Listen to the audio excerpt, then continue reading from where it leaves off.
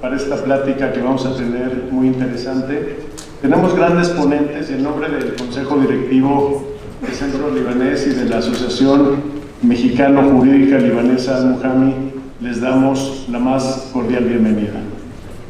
Hoy vamos a hablar de los retos y oportunidades de los mecanismos alternativos de solución de controversias ante la reforma judicial, su interpretación, análisis constitucional y legal de conflictos. Para ello me voy a permitir leer brevemente las semblanzas de nuestros ponentes y moderadora que están aquí presentes. Inicio por el magistrado Sergio Valls Esponda.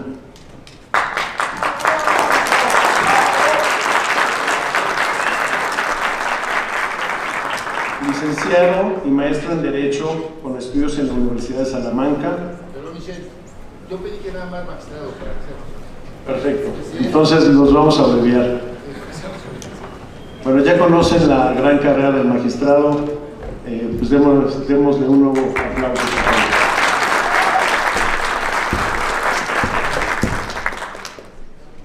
Bueno, vamos a hablar de la maestra Diana Gabriela Campos Pizarro. Bienvenida. Diana Gabriela es licenciada en Derecho, especialista en mediación y mecanismos alternativos de solución de controversias. Su trayectoria profesional y académica está enfocada en la promoción de la resolución pacífica de conflictos. Es fundadora del colectivo Soluciones Pacíficas y Colaborativas, mediadora privada en la Ciudad de México.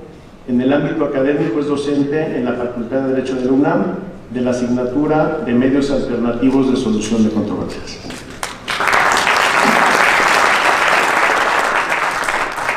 También nos acompaña el maestro Elder Azael García Valencia.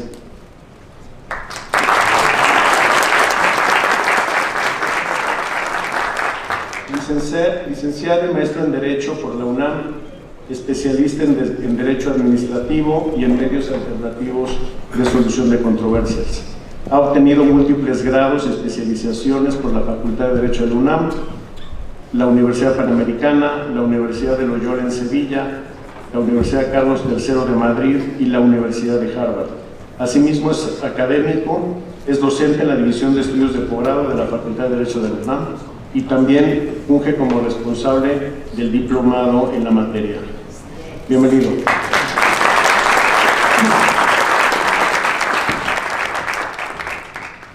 Quiero presentar ahora a la doctora Yadira Huerta Reyes.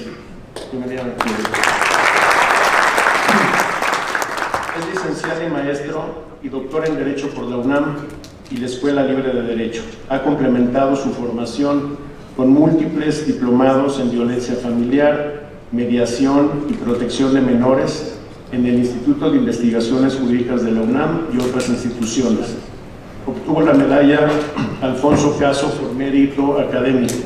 Actualmente cursa un segundo doctorado en la UNAM. Además de su labor académica, ejerce como abogada postulante en materia civil y familiar y consolida su experiencia en litigio y resolución de conflictos. Bienvenida, Yadira. También nos acompaña, una disculpa, un poco ronco, si te dieron un poco cuenta, pero bueno. También nos acompaña el magistrado en retiro Osmar Armando Cruz Quirós. Tiene una gran trayectoria en el Poder Judicial, ya todos lo conocen y nos abreviamos también su petición tuya. Bienvenido. Y también nos acompaña el maestro Héctor del Castillo Moreno. Bienvenido, Héctor. Es licenciado en Derecho por la Universidad Marista de San Luis Potosí, licenciado en Economía y maestro en Administración de Impuestos por la Universidad Autónoma de San Luis Potosí. Cursó el doctorado en Administración Pública en la Universidad Anáhuac, México Norte, y es especialista en habilidades directivas para la Escuela de Formación Judicial. Forma parte del Poder Judicial de la Federación desde el año 2004 y actualmente ostenta el cargo de Director General de la Unidad de Transparencia del Consejo de la Judicatura Federal.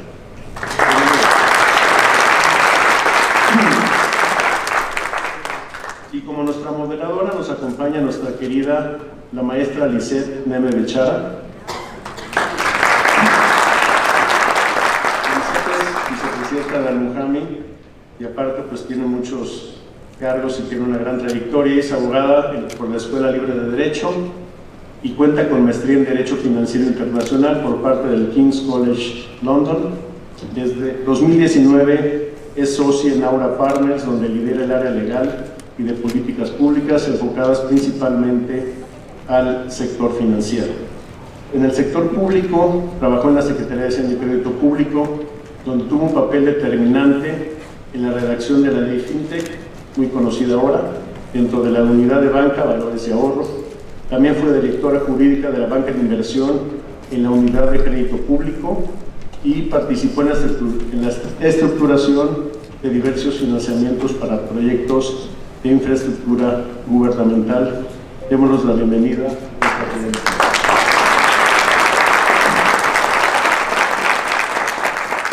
Les doy la más cordial bienvenida. Tenemos un gran tema, no les quito más el tiempo porque tenemos grandes ponentes en la materia. Les cedo la palabra a Lisette, por favor. Muchas gracias.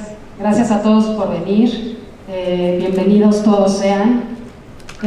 La verdad es que yo quiero pasarle la palabra inmediatamente a estos grandes expertos que tenemos en la materia. Hoy vamos a hablar de un tema que se llama mecanismos alternativos de solución de controversias. Y yo quiero y vamos a esperar que se queden sabiendo qué son estos mecanismos, para qué se usan, por qué preferir utilizarlos en caso de una controversia y sobre todo en qué momento estamos en México, en virtud de que se creó una ley general hace poco más de un año, ¿no? Se promulgó en enero de 2024 y gracias a esta ley se empezaron a adaptar las legislaciones locales en la materia y no nada más eso, sino se intenta impulsar el uso de estos mecanismos. Así que sin más, quisiera pasarle la palabra al magistrado Valls. El magistrado nos va a contar sobre la Ley General de Mecanismos Alternativos de Solución de Controversias y dándonos un resumen y hablándonos de los 5 aspectos más importantes de la misma. Gracias. Muchas gracias, Lisette. Gracias a todas y a todos. Siempre es un privilegio poder dirigirme a un auditorio experto como ustedes, a los amigos, a mediadoras, mediadores, abogados, abogadas, y compartir el panel con ustedes. Gracias a Libanés, a Al-Muhami, por siempre estar abiertos al conocimiento, a querer conocer más. La justicia en México tiene 4 características: es lenta, es cara, es discriminatoria y es muy compleja. Se oye duro, y esto nos lo dijeron en 2016, el diagnóstico de justicia cotidiana. Algunos de ustedes se acordarán, se hace un panel nacional en donde están todas las áreas de investigación, de docencia, todos los tribunales, la Suprema Corte. En 2015 lo citan, se hacen el diagnóstico por la justicia cotidiana, porque queríamos saber cuál era el estatus de la justicia en México. Se entregan en 2016 los resultados y nos dicen eso: la justicia es lenta, es cara, es discriminatoria y es compleja. Nadie la entiende, nadie sabe cómo acercarse a la justicia. Entonces, ¿por qué estamos tan sorprendidos de lo que está pasando con nuestros sistemas judiciales? Si eso nos dijeron hace mucho. ¿Y qué hicimos? ¿Qué hicimos los operadores después de saber eso? Pues nos pusimos a leer a Dworkin y a Alexi y a hacer interpretaciones y ponderaciones. Y las personas, y las familias, y las empresas, y las necesidades jurídicas siguieron siendo insatisfechas. Entonces no nos debe sorprender tanto lo que estamos viviendo, lo que está pasando en el país. ¿Por qué? Porque si alguien quiere construir un barco para ir a otro lado, lo que tiene que hacer no es buscar buena madera, no es elevar mucho las velas. Lo que tiene que hacer es entusiasmar a las personas, hablar a las personas de la inmensidad del mar y de la posibilidad de ir a otro lado. Y entonces vas a tener tu barco. Esto lo cuenta de Saint-Exupéry, el autor del Principito, en una historia que tiene razón. De lo que se trataba era de convencernos de que hay otro futuro posible, de que hay otra justicia probable. Porque en donde estábamos, pues ya sabíamos que no estábamos bien. Ya lo sabíamos. Y es lo que está pasando.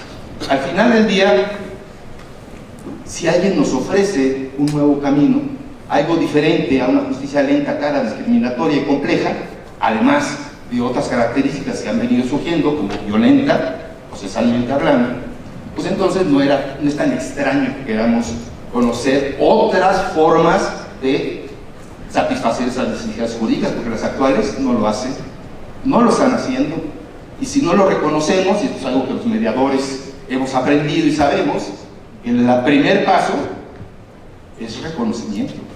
Si no hay reconocimiento de aquello que no hiciste o que hiciste mal, pues nunca lo vas a asociar. El segundo paso, que es la teoría de las 3 R's, que acá todos la dominan y algunos de ustedes también. La segunda R, después de reconocimiento, es la responsabilidad. Pero ya lo reconocimos, pues entonces hágase responsable. Actúe en consecuencia. Haga lo que tenga que hacer para cambiar las cosas. Y sí, si hay reconocimiento y si hay responsabilidad, interviene la tercera R, que es la restauración, ¿no? Eso es el alfa y omega o el pilar de la justicia restaurativa, ¿no? Habrá que reconocer para poder restaurar. Al final es de lo que se trata. Tenemos que hacer esta autocrítica, este reconocimiento y decir, a ver, las entidades que nos dedicamos a la justicia, estamos ante todo para un fin, y se nos olvidó. ¿Y ese fin saben cuál es? Resolver conflictos. Resolver conflictos. Digo, ya nos dijeron que también somos generadores de paz social, que también debemos mantener el orden, que también debemos ponderar derechos, debemos proteger al vulnerable, pero no, lo principal es resolver conflictos. Para eso estamos, es lo que tenemos que ofrecer, es el servicio que damos. Somos servidores públicos, y si no servimos para eso, entonces no estamos haciendo bien las cosas. Y si fuera el caso, digo, es una práctica muy larga que hacemos a veces, hacemos una encuesta acá y levantamos manos, que es lo principal, pero si fuera el caso y coincidimos en que resolver conflictos es la principal función, generalmente coincidimos, pues la segunda pregunta es, ¿y cómo lo estamos haciendo? ¿Y cómo lo estamos haciendo? En los tribunales, los juzgados, los impartidores de justicia. ¿Y saben qué? Lo estamos haciendo mal. Porque no estamos resolviendo conflictos. Estamos gestionando casos jurídicos. Estamos tramitando casos jurídicos. Es muy distinto a resolver un conflicto. Porque un caso jurídico es este conflicto parametrizado o traducido en términos técnico-jurídicos, y eso se aleja, eso se deshumaniza. Cuando en mis más de 15 años de magistrado, por eso hablo con más de 14 años de magistrado, por eso hablo con la autoridad que me da la frustración, pues uno se da cuenta que si me preguntas, a ver, ¿cuántos expedientes o cuántas sentencias emitiste en 2012, en 2014? Lo sé. Entonces yo voy a las estadísticas y digo, mira, en 2014 yo estaba en la sala colegiada civil de Tlalnepantla, que ahí está, y esa sala resolvió 1,200 pocas de apelación. Yo resolví 1,200 conflictos. ¿Así? 1,200 conflictos. Bueno, no sé, pero 1,200 sentencias emití. Pero ¿cuántos conflictos resolviste? A ver, la señora estaba demandando al señor en sala civil por una acción reivindicatoria. ¿Se cuántas acciones reivindicatorias? Cuando el actor es propietario, pero el demandado tiene la posesión y tú quieres reivindicar la posesión. Bueno, esas, y son muchísimas en el Estado de México, yo creo en todo el país.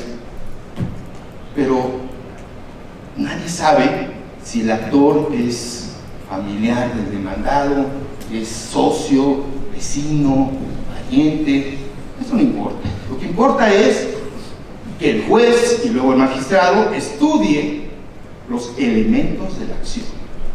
Y los elementos de la acción deben de estar debidamente acreditados en el caudal probatorio que consta en autos. Caudal probatorio que fue ofrecido, admitido y desahogado en los tiempos y términos que marca la regulación, a través de las pruebas documentales o de las que sean. A ver, también que técnico. el conflicto. Sí, y qué tal, esto es cierto, me baso. El actor era el señor Pedro Guzmán, el demandado era Juan Guzmán, y estaba reivindicando el segundo piso de su casa. Eso pasa. Esos son los trámites que están atascando a las tuberías procesales. Son esos, no son tan diferentes con el taller. Y bueno, y es que el señor quería que su hijo se largara, casi fuera. Tenía 40 años en el baquetón y seguía ahí, ¿no? Entonces había que convencer de alguna forma y decidió, porque el abogado así se lo sugirió, ejercer su acción reivindicatoria. Oye, pues, es el dueño, sáquenlo. A ver, no importa qué resolvió el juez, no importa qué hizo el tribunal de apelación, ¿alguien cree que resolvió ese conflicto? O sea, haya sido procedente o improcedente la acción intentada del conflicto. Seguramente escaló, seguramente se puso peor. Y el hermano se puso en contra del otro, y llegó el tío y la mamá, y el conflicto se escala. Eso es el litigio. Eso es lo que aprendimos en la universidad, eso es lo que nos enseñaron. Y no hay que sorprenderlo. Así nos formamos. Así nos formamos. Yo nunca llevé una clase de conflictología, de negociación, de mediación, nunca. Eso es. Y no sé si alguien acá ha recibido una demanda. Seguramente no. Pero yo sí. Bueno, recibir una demanda, un emplazamiento a juicio, es una mentada de madre. Pero con todo y cachetada. Pues, oye, ¿cómo se atreve? ¿Cómo se atreve a estarme diciendo esto? A estarme exigiendo esto. ¿Y qué hacen cuando ustedes reciben una mentada de madre o una cachetada? Ahí va la mía. Ahí va la mía. Por lo menos con la misma intensidad. Si puedo más, más, ¿no? Más. ¿Qué crees? Pues te reconvengo y te contrademando y no es cierto y además si tú dijiste y sí. Esa es la lógica del litigio. Eso es, por eso es adversarial, somos adversarios. Estamos peleando y ahí va la mía y la tuya. Y esto escala, es decir, el litigio es escalar el conflicto. ¿En qué momento se resuelve un conflicto? Porque estamos hablando de cuando se emite una sentencia, ¿no? Y eso lo que hace es poner fin a una fase procesal y que inicie la siguiente. El que diga que una sentencia resuelve el conflicto no sabe o no ha litigado, ¿no? Una sentencia concluye una fase procesal si es recurrible. Y si todavía tengo dinero, tiempo, paciencia, si no se me ha acabado la angustia o algo, pues le sigo. Y son los que vemos que llegan ahí después de 4 años a una amparo directo, ADR, y están ahí litigándose. Y ahí dice, pobre gente, todo eso. Pero yo vengo a hablar de la ley. Les digo, por eso le dije, avísenme. Ya, gracias. Bueno, todo esto es porque después de estos diálogos de la justicia cotidiana, como empecé con este diagnóstico tan duro, tan severo, que nos dijeron que la justicia era cara, lenta, compleja y discriminatoria, pues había que hacer algo y se reformó la Constitución. 2017, 5 de febrero, y después en septiembre, artículo 73, fracción 29A, y luego la 30, chistoso de ver, 29A primero para el Código Nacional de Procedimientos Civiles y Familiares, la 30 también para Facultad de Congreso, generar la Ley General de Mecanismos Alternativos, están ahí. ¿Y qué es lo que pasó? Pues que se dieron 180 días, en 2017, ¿no? Pasó un poquito más, como 2000 días más, pero ya tenemos Código Nacional en junio de 2023 y Ley General de Mecanismos en enero del año pasado, ¿no? Ese es un poco la génesis del surgimiento de esta ley, y qué bueno, porque aunque el 17 constitucional desde 2008 tiene un renglón que dice las leyes preverán mecanismos alternativos de solución de controversias, punto, lo habrá en materia de adolescentes, claro. Pero así era, ¿qué leyes? Todas, ¿no? Las leyes preverán mecanismos. Es en 2008. Después, en 2017, con esto de justicia cotidiana, se hace la reforma que hoy ya quedó en el tercer párrafo.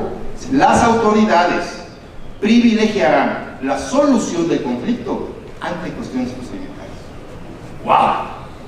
Está fabuloso, o sea, nos está dando todo para poderlo hacer, para entrarle a resolver el fondo y no la forma, pero no lo hacíamos. Yo es cuando hacíamos examen de ratificación, la juez decía: a ver, señor juez, díganos, ¿cuándo se ha aplicado el tercer párrafo constitucional y ha privilegiado el fondo sobre la forma? La jueza o el juez se me quedaba viendo y me dice: ¿está usted loco? Nunca, yo no lo voy a hacer, porque si lo hago usted, magistrado, me va a revocar mi sentencia y va a decir que estoy favoreciendo a uno y va a decir que estoy resolviendo. Yo no lo voy a hacer, porque la Constitución no dice cómo. Bueno, esa es la Ley General de Mecanismos, la instrumentalización, la herramienta para poder hacer efectivo este principio constitucional de resolver el fondo sobre la forma. De eso se trata la ley, y si hay tiempo, platicamos un poco más adelante. Muchas gracias. Muchas gracias.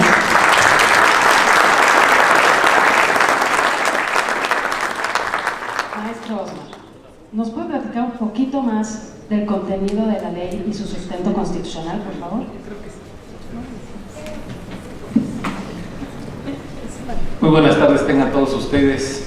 Un reconocimiento y agradecimiento a todos los organizadores del Club Libanés para este evento, que a final de cuentas es el interés de todos nosotros, abogados, justiciables y de la sociedad en general. Este tema de los medios alternativos de solución de controversias tiene un aspecto formal, jurídico, constitucional, bajo principios generales del derecho, y al mismo tiempo tiene una realidad práctica. Estos temas, como lo comenta el magistrado Valls, pues involucran muchas situaciones. El tema de las distintas instancias, de los distintos juicios, los temas de formalidades, cuestiones de procedimiento formales o de fondo, cómo todo esto va alargando la impartición de justicia. Y los mecanismos alternativos de solución de controversias viene a constituir un aspecto constitucional formal, pero muy práctico, precisamente para abreviar esta tardanza en impartición de justicia por las diferentes instancias, recursos, juicios, etcétera, y formalidades que prevé la ley para esos fines, que a final de cuentas es para la impartición de justicia, sí, pero tiene una complicación, y a eso agréguenle el dato estadístico a nivel nacional en todas las materias. Es complicado.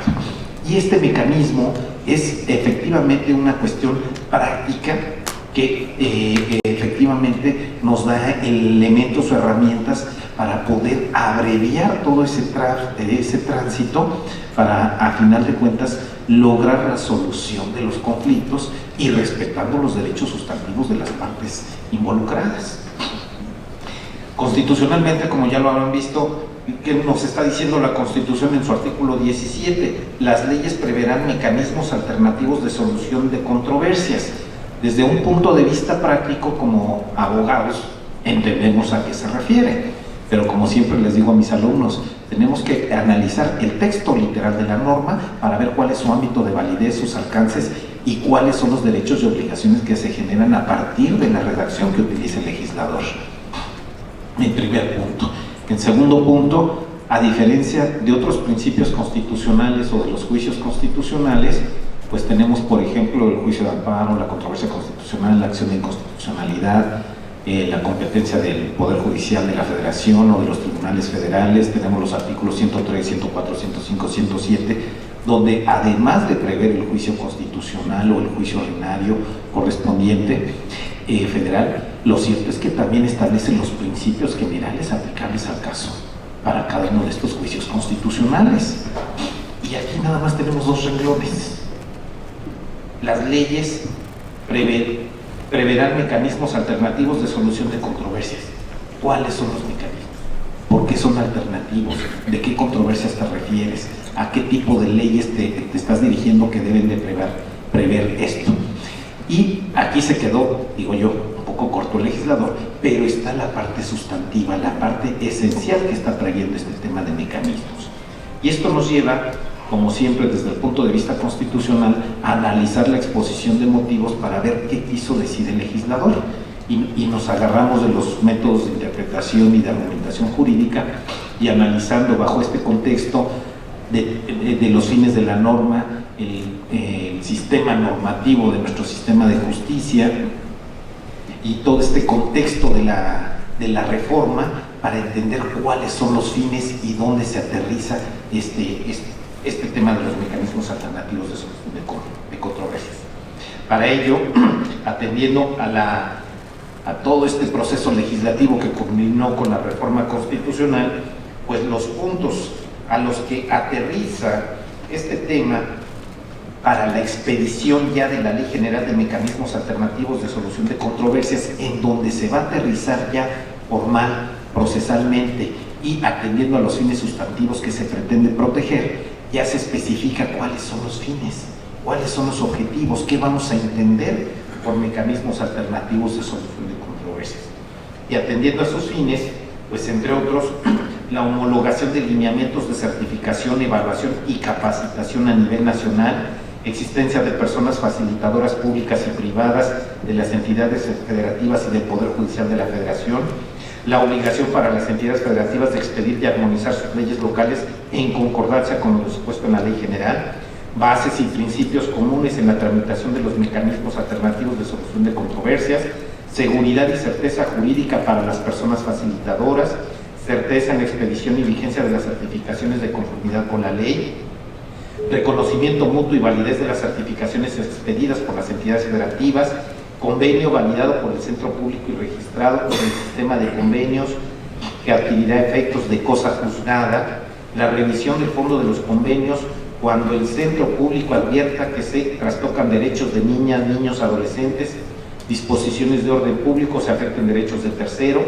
el hecho de que la certificación expedida a una persona facilitadora continuará vigente aun y cuando haya concluido el plazo por el que fue otorgada si el Centro Público no emite la convocatoria respectiva de recertificación. Las personas facilitadoras contarán con una fe pública acotada, la creación del Consejo Nacional que agrupe a las personas titulares de los centros públicos a nivel nacional, se establecerán las bases para los centros públicos, guarden simetría a nivel nacional y se establece un piso parejo en materia de justicia alternativa. En caso de que las entidades federativas no expidan su ley o lleven a cabo la actuación conforme a la ley general, concluido el plazo otorgado en el régimen transitorio, aplicará de manera directa la ley general. La certificación de las personas facilitadoras será exclusiva de los poderes judiciales. La posibilidad de que los tribunales de justicia administrativa federal y locales puedan contar con centros públicos y mecanismos alternativos de solución de controversias. Se establece un régimen de responsabilidades y sanciones, así como supuestos de revocación y suspensión de la certificación expedida a las personas facilitadoras. Se mencionan los derechos y deberes de las partes y se crea una plataforma nacional de personas facilitadoras y un sistema nacional de información de convenios, los cuales serán administrados por el Consejo de la Judicatura Federal y contendrán la información relativa de las entidades federativas y la correspondiente del Poder Judicial de la Federación. Estos son los puntos esenciales a los que se dirige todo el proceso legislativo de reforma constitucional para aterrizar en la Ley General de Sistemas de Medios de Solución de Controversias, en tanto que constitucionalmente hablando, pues nada más es un reglamentito que prevé ese mecanismo, pero no dice cómo, cuándo, dónde, de qué manera, y finalmente la ley reglamentaria es la que viene a aterrizar todos estos principios ya de manera específica. Repito, a manera de ejemplo, en los juicios constitucionales, los principios generales, las bases generales están en la Constitución y efectivamente la ley reglamentaria hace ya la reglamentación específica. En este caso concreto no tenemos los principios generales establecidos en la Constitución, pero sí el derecho sustantivo que permite advertir cuáles son los fines, sus objetivos, y a partir de todo el proceso legislativo de reforma constitucional es donde advertimos ya que se aterriza estos puntos que ya es lo que es materia de la ley general respectiva. Y claro, todo esto tiene una serie de implicaciones de carácter jurídico, de carácter administrativo, de carácter organizativo, federación, entidades federativas, las comisiones, cómo se lleva a cabo toda esta regulación para los mediadores, los conciliadores, los facilitadores, cuáles son las sanciones, cuál es el impacto con motivo de los juicios, por ejemplo en materia administrativa del Tribunal Federal de Justicia Administrativa, qué pasa cuando hay un juicio ya iniciado y quieres convenir, cuáles son todas estas reglas específicas realmente es muy interesante ahorita del momento, pues nada más poner el acento a estos puntos concretos a donde se dirige la reforma constitucional en estos mecanismos y cómo se aterriza ya en la ley general, y ahí es donde vamos a ver toda esta regulación específica. Y consecuentemente, atendiendo a sus fines y sus objetivos, es precisamente que el justiciable pueda tener una solución pronta, inmediata y justa. Tenemos los mecanismos, tenemos los tribunales, los sistemas de justicia, sí, pero con las implicaciones o complicaciones que tienen por el número de juicios, el número de temas y la densidad poblacional que tenemos, pues todo esto genera una complicación mayor. Y este es un mecanismo práctico y conveniente. De lo que comentaba el magistrado Valls y los que les comento yo, perdón la broma, pero te los digo a mis alumnos, que algunos ya están aquí presentes, en este tema de justicia gratuita, pues no te cuesta nada, te vas a juicios, a los recursos y todo, finalmente es gratuita. Y le habla el licenciado a su cliente, el señor Pérez. Señor Pérez, ya se resolvió su juicio. ¿Y cómo nos fue? Imperó la justicia. Apelemos. Es real, nuestro México. Buena tarde, hasta aquí concluyo. Muchas gracias.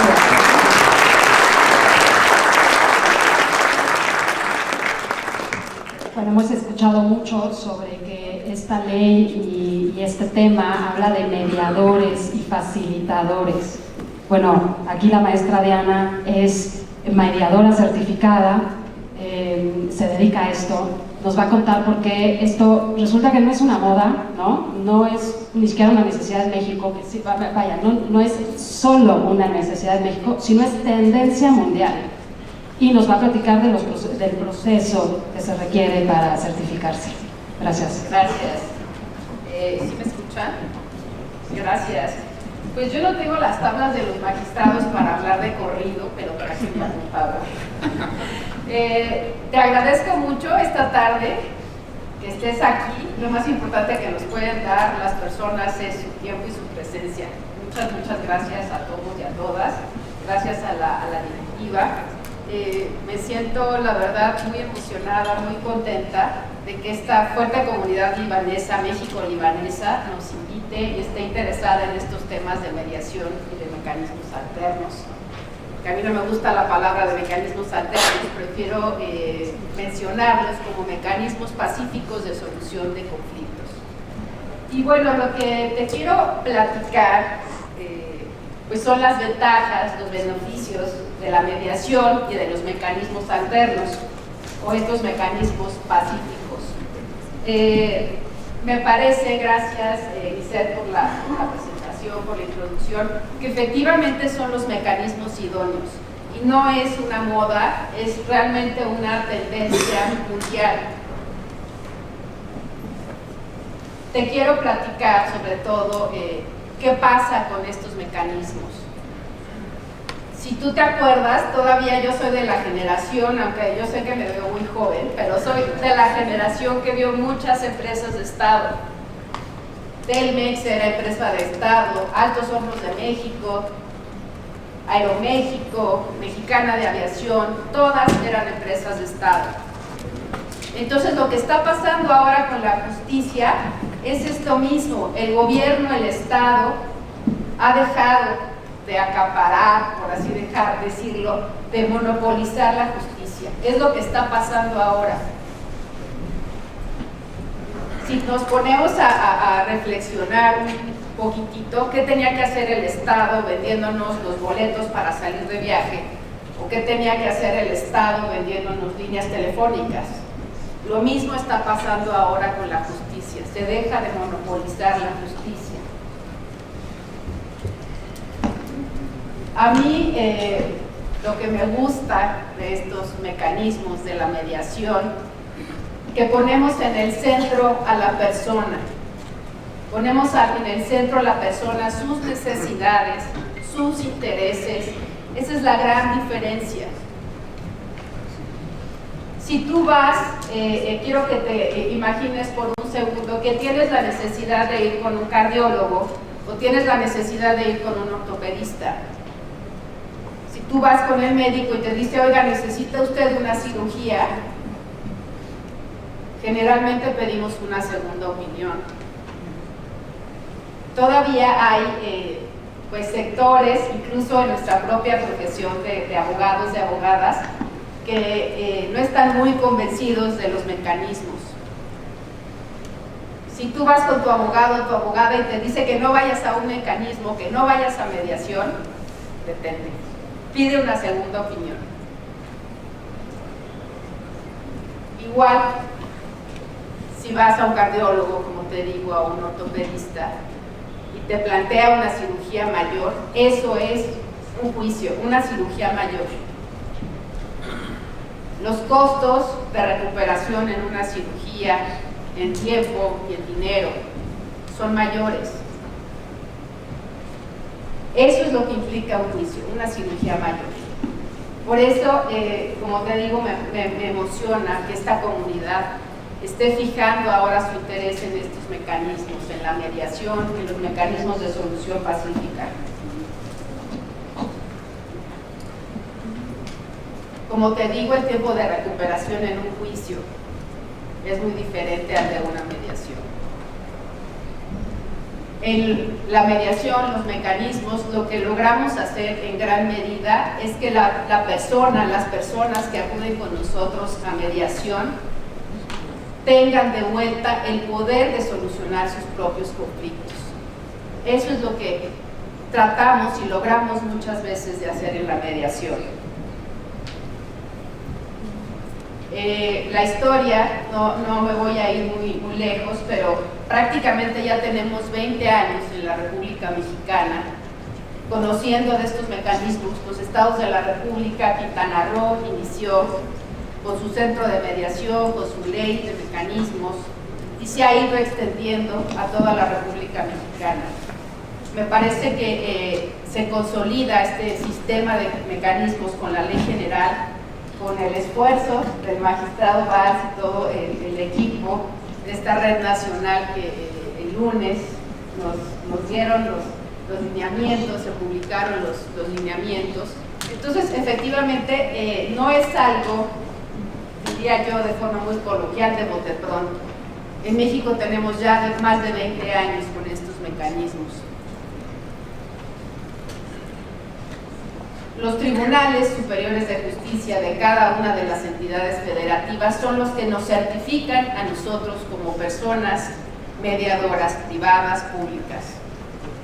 Y un pues gran logro que me parece con esta ley general, sin duda, es que tenemos fe pública, conservamos las personas mediadoras la fe pública.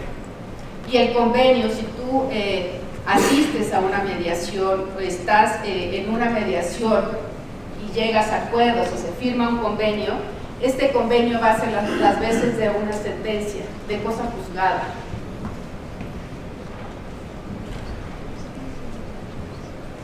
La mediación, como te digo, se reconoce desde la Constitución, como nos lo comparte el maestro Valls, se reconoce desde la Constitución, ahora en las leyes generales, en las leyes locales. Entonces, no es una moda, como reitero, no es una moda, y sobre todo me parece que el resultado es que las partes queden mucho más satisfechas. Como bien nos dice el maestro Valls, una sentencia no pone fin al conflicto, generalmente no pone fin al conflicto. Una mediación es posible que sí ponga fin a los conflictos. Y bueno, hasta ahí me quedo, para no robarme más tiempo. Muchas gracias.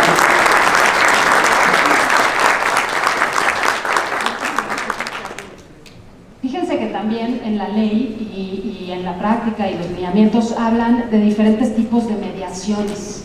Si bien la mediación se puede usar en todas las materias, existe, por ejemplo, algo que se llama mediación empresarial, y de eso nos va a hablar el maestro Elder. Muchas gracias.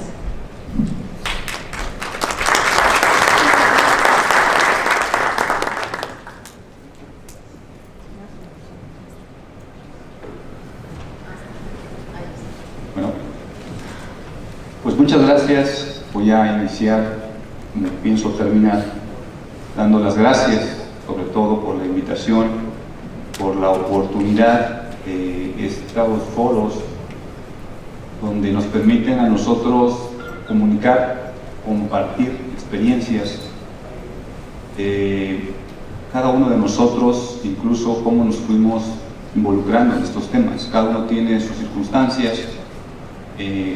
Aquí se ha hablado de los orígenes desde nuestra formación, los orígenes legislativos, el tema no menos importante de nuestras bases constitucionales. Hemos aquí escuchado también con la maestra Diana la parte quizás fundamental del tema de la formación de los mediadores, mediadoras o personas facilitadoras, pero también tenemos otros medios distintos a todo esto que hemos escuchado, como la mediación. Y les quiero platicar desde mi experiencia cómo pueden incidir en la formación de las y los abogados este nuevo conocimiento, estas nuevas habilidades. No es aprender de nuevo, sino desaprender lo que ya tenemos. Es una herramienta que nos permite a nosotros complementar nuestra formación. Y creo que esto que les acabo de comentar va a tener un gran impacto con estos escenarios que estamos atravesando en el país y en el sistema jurídico mexicano. Indudablemente para nosotros lo vemos como una oportunidad como estas, donde podemos aprovechar esas coyunturas que pudiera existir entre la justicia y la sociedad, la legitimidad que pudiera tener la justicia, lo que se ha cuestionado, y pues también no dejar de lado el escenario internacional. Yo soy profesor además en el contexto internacional en la Facultad de Derecho en posgrado, y me gusta a los alumnos darles este conocimiento para no quedarnos en sede nacional. Vemos que no somos ajenos, estamos viviendo en un mundo globalizado. Aquí vamos a escuchar también cómo las tecnologías de la información facilitan el acceso finalmente a la justicia. Y hago este resumen porque yo no lo digo, lo dice el INEGI.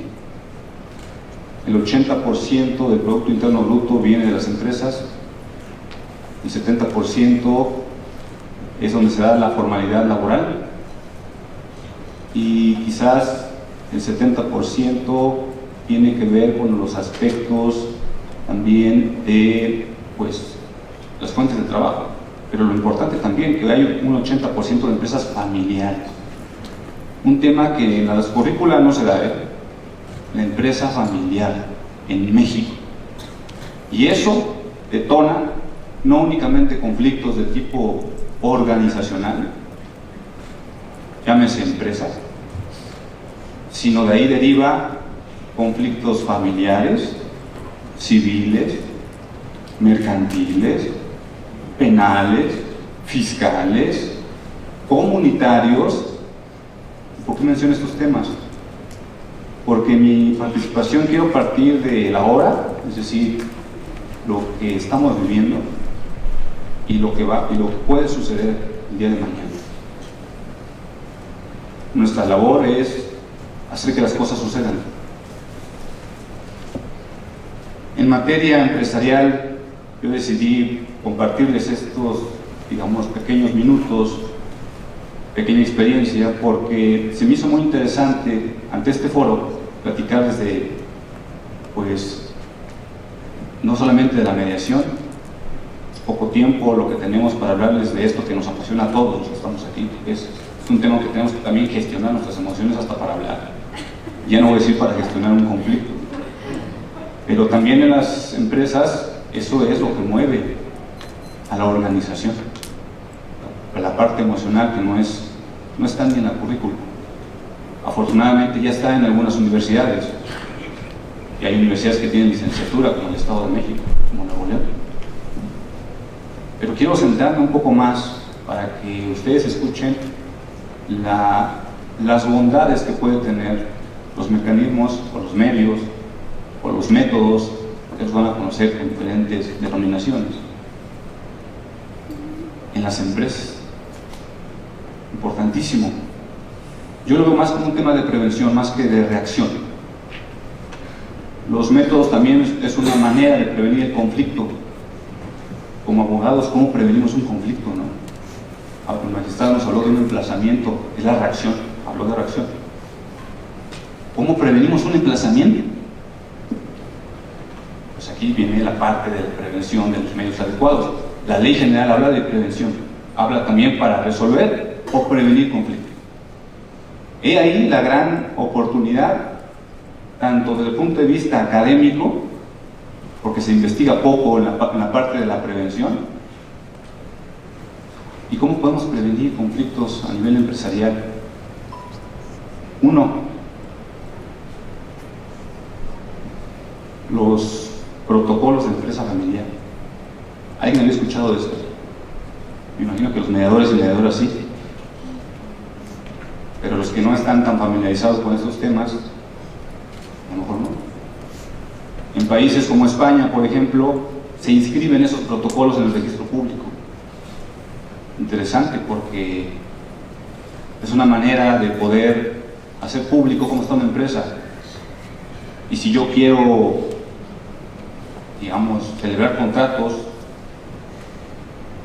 con algún proveedor, otra empresa, es una manera de poder conocer lo que le llaman en materia de finanzas, cuál es la salud, ¿no?, de la empresa.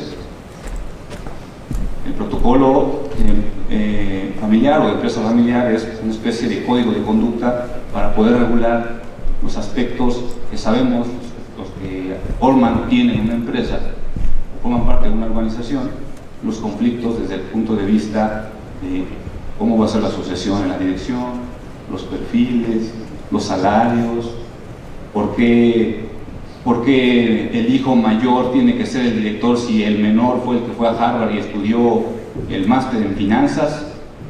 Y ahí viene la cuestión emocional. Y eso se convierte en un litigio societario. Se demanda la nulidad de las asambleas, de las diferentes modalidades que nos habla la Ley General de Sociedades Mercantiles, el Código Civil Federal. Vean cómo ahí tenemos presente a los medios adecuados de solución de conflictos. ¿Cómo? A través de ese mecanismo. Y no necesariamente es propiamente una mediación. Esa es la manera, el proceso para poder incluso redactar y tener un texto único materializado en un protocolo de empresa familiar. Segundo ejemplo, hemos dejado de lado por la parte de la normatividad en materia laboral. Sabemos los que litigan materia laboral o son laboralistas o que están en recursos humanos, porque ojo, a ver, la mediación no es algo exclusivo de abogados, es patrimonio de todos nosotros. No es únicamente de una sola profesión. Pero si empezamos a ser creativos como una característica innata que tenemos que desarrollar, porque todos ustedes tienen eso, prepararse en mecanismos alternativos que genera esa necesidad de la creatividad, he ahí uno de los secretos y de los intangibles, como lo llama el doctor Francisco Borjón, también compañero y amigo de todos nosotros.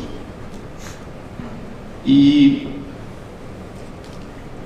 están el tema de las normas oficiales mexicanas, que nos hablan de formar, por ejemplo, comisiones, y en esas comisiones podemos conformar precisamente un comité de resolución de conflictos.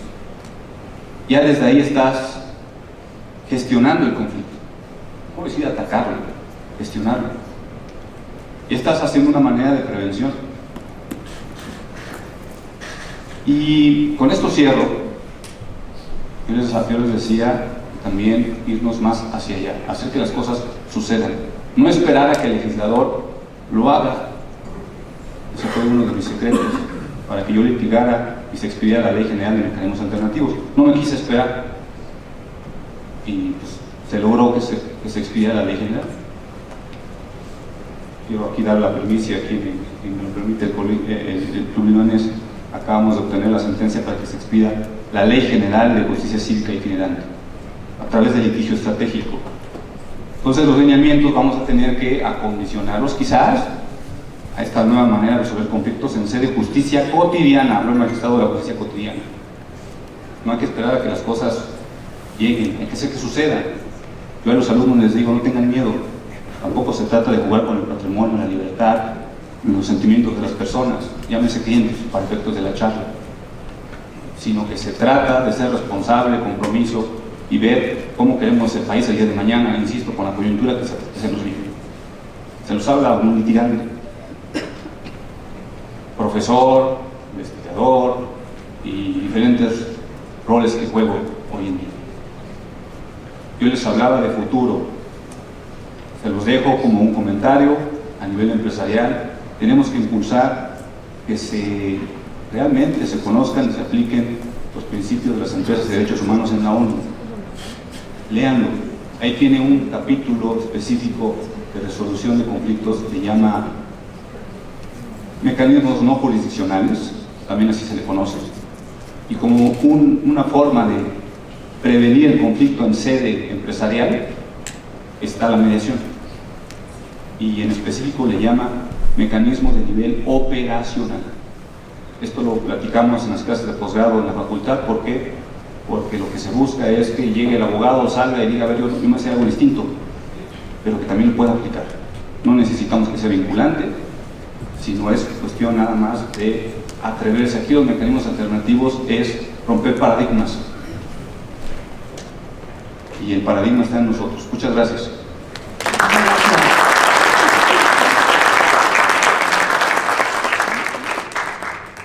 Aprovechando que el maestro Héctor ya nos hablaba del uso de las tecnologías de la información, la verdad es que en esta nueva era, pues sirve que se pueda utilizar estos medios a través de medios tecnológicos, a través de internet, usar la tecnología y los medios digitales.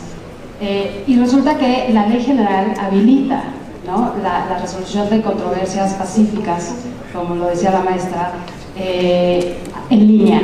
A mí me gustaría que el maestro Héctor del Castillo nos compartiera un poco sobre este tema, y también si esto que está también muy de moda, la inteligencia artificial, de alguna manera la están usando, ¿de qué nos va a servir?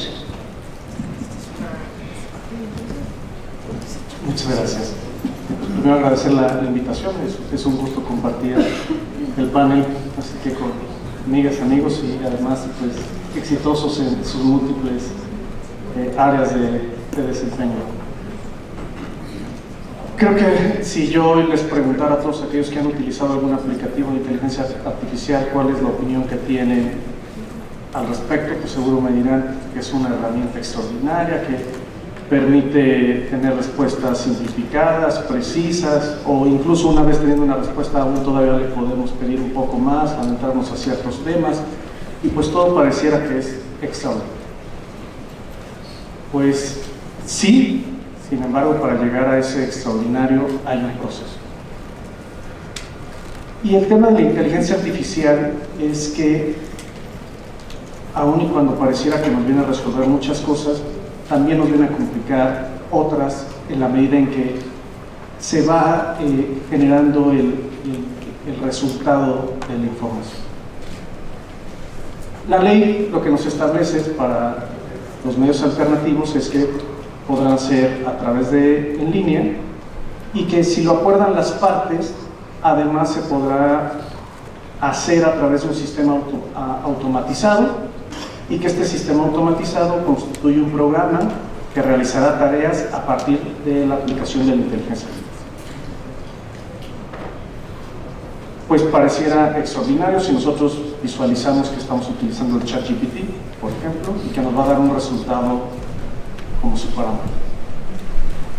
Sin embargo, pues esto no es tan sencillo. A lo mejor para algunas cuestiones que solamente estamos recopilando cierta información, o que buscamos un resultado que sí es complejo, pero que a lo mejor, derivado de la información que ya contiene el aplicativo, pues nos va a dar una respuesta que se acerca a lo que incluso nosotros estamos pensando.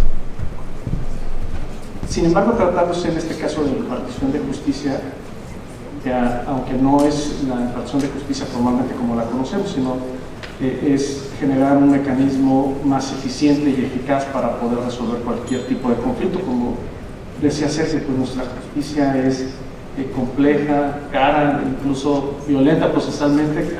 Totalmente de acuerdo, o sea, es increíble que nos tome tanto tiempo resolver un conflicto, independientemente de la materia que sea, porque justicia que no es expedita no es justicia, independientemente ya de la calidad que pueda tener. Sin embargo, aquí hay retos muy altos. Primero, en México no contamos con una ley que regule la inteligencia artificial, aunque la ley de los MACs nos establece ya ciertos parámetros bajo los cuales se va a dar dentro de este procedimiento en línea, sin embargo no es suficiente.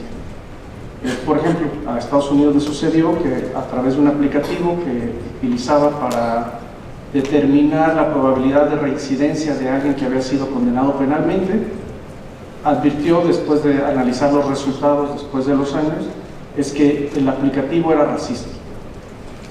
¿Y por qué fue racista? Porque pues lo alimentaron con sentencias que en su momento, derivado de las personas que emitieron estas sentencias, pues tenían cierta discriminación a las personas de color. Y entonces aumentaba la probabilidad para considerar que podían ser reincidentes solo por esas circunstancias. Y que una vez analizados los datos de cuáles habían sido reincidentes o no, había más reincidentes de personas blancas que fueron catalogados como no reincidentes que personas de color que fueron catalogados como probables reincidentes y no fueron reincidentes. Entonces, aquí corremos este riesgo de que además el uso de este aplicativo pues, pueda ser discriminatorio, porque claro, pues va a depender mucho del tipo de información que nosotros le incorporemos para el tipo de resultados que somos. Creo que su incorporación es visionaria, es hacia donde debemos de ir, pero también debemos de tener muy claras las reglas bajo las cuales lo vamos a aplicar y utilizar. Porque no puede ser nada más de, no, yo voy a incorporar la información y que ya me dé el resultado, como normalmente vemos a ChatGPT. Pues no es así de sencillo. Este es como si contratáramos a una persona nueva para desempeñar una tarea, pues nosotros lo tenemos que capacitar, lo tenemos que entrenar para que nos dé los resultados deseados. Entonces no es que nada más nos vaya a dar ya grandes resultados por arte de magia. Sí va a suceder así, pero cuando haya cumplido un proceso de entrenamiento y que nos vaya demostrando que va a llegar a donde nosotros queremos llegar. Y esto implica también, pues obviamente, que tracemos cierta razonabilidad en los resultados que nos va dando, que se vayan evaluando. Si nosotros le echamos un vistazo al recién aprobado, del año pasado, el Reglamento Europeo de Inteligencia Artificial, denomina ciertas actividades para la aplicación de inteligencia artificial como de alto riesgo. Y dentro de estas está la impartición de justicia e incluso la aplicación de los medios alternativos de solución. ¿Por qué lo utiliza? ¿Por qué les da esa categorización? Porque lo que reconoce en el preámbulo de la expedición del reglamento es que la inteligencia artificial puede ser discriminatoria y violatoria de derechos. Por esto mismo que les comparto. O sea, ya hay múltiples ejemplos donde la inteligencia artificial funciona de manera inversa a lo que debería ser bajo cierto parámetro razonable. Entonces, no creo que es, como mencionaba, visionaria. Hacia ahí es hacia donde debemos de estar pensando en llegar, pero sí nos falta mucho de establecer para poder buscar y esperar los resultados deseados, que no es, obviamente, al utilizar la inteligencia artificial seguramente tendremos resultados más eficientes y eficaces, que es hacer algo bueno en el menor tiempo posible, porque la inteligencia artificial eso es lo que nos permite. Permite que los resultados los trabaje como si nuestro cerebro funcionara al 100%, y cuando nosotros solo utilizamos, no recuerdo los estudios, si un 3%, un 5%, pero es como si funcionara al 100%. Entonces, obviamente, esto lo que nos va a dar son resultados mucho más efectivos hacia lo que nosotros estamos buscando para resolver un conflicto entre las partes. Pero sin embargo, por ejemplo, si tenemos a dos personas que están en conflicto, pero tienen coeficientes intelectuales muy diversos, pues es probable, pudiera ser, que incluso si el facilitador no coopera con esta circunstancia, que pueda haber una determinación que no haya sido la más loable para los dos. A lo mejor los dos se van muy contentos, pero el que tiene un coeficiente intelectual mucho menor, una educación mucho menor, pues si hubiera tenido otra posibilidad, hubiera esperado más de lo que obtuvo. Entonces, son muchas cuestiones que sí debemos de tomar en cuenta, no es que queremos ser pesimistas, sino que lo debemos de tomar para el momento en que se aplique, podamos alimentarla de la mejor manera y poder tener los mejores resultados, porque eso sí no lo establece esta ley, porque tendría que establecer a lo mejor ya una ley general de inteligencia artificial, que como les mencionaba, pues el reglamento europeo de inteligencia artificial así lo establece, abarca todas las materias y va dando los parámetros mínimos que se deben esperar para la aplicación para la utilización de la inteligencia artificial en todos los rubros que se nos puedan ocurrir. Obviamente estoy seguro que retomaremos mucho de esa normativa, pero pues aquí también lo que debemos hacer es que no necesariamente tenemos que copiar todo, porque nuestro sistema, nuestra sociedad pues funciona también de diferente forma, no todo es igual. Y creo que esto es lo que debemos de tener muy claro. O sea, ahorita Diana decía, no es una moda, pero creo que lo debemos de convertir en moda, porque nuestra reforma judicial, no sabemos qué esperar de lo que va a suceder con la justicia a partir de septiembre de este año, y yo creo que la utilización de los MAS debe ser una prioridad tanto para la ciudadanía como para los abogados, y este debe ser un nuevo modelo de poder llegar a la definición a la resolución de conflictos, pues, a generar justicia para quienes están en un conflicto o consideran que su derecho ha sido vulnerado. Pero para que podamos llegar a esto, pues obviamente tenemos que transmitirlo, tenemos que hacerlo eficiente, porque pareciera que nuestras leyes, luego cuando uno las ve, dice, no, bueno, esto es maravilloso, pero ya cuando las ponemos en aplicación, pareciera que lo desvirtuamos, lo complicamos, y es ahí donde pues esto se torna que no llegamos al fin que busca la norma. Entonces, como ejemplo, yo que estoy en los temas de transparencia, nuestra Ley General de Transparencia, en su momento se catalogó como la mejor ley del mundo. Y hoy estamos en un escenario donde va a desaparecer el órgano garante que estaba encargado de aplicar. Y podremos decir, no, bueno, pues es que el partido que tiene la mayoría, pues simplemente decidió que debía desaparecer. Pues sí, pero también que no se hizo en el camino, que no logramos como sociedad, Estado, tener una defensa tan amplia que se pudiera evitar esa reforma a pesar de que un partido tuviera esta mayoría. ¿De qué forma no logramos ese cometido de que la población incluso estuviera convencida de que esta era una gran herramienta en beneficio de ella misma? Entonces creo que eso es lo que también tenemos que ser conscientes nosotros, y como decían, pues es parte de lo que nosotros tenemos que lograr y convencer, pues para poder lograr esto. Muchas gracias.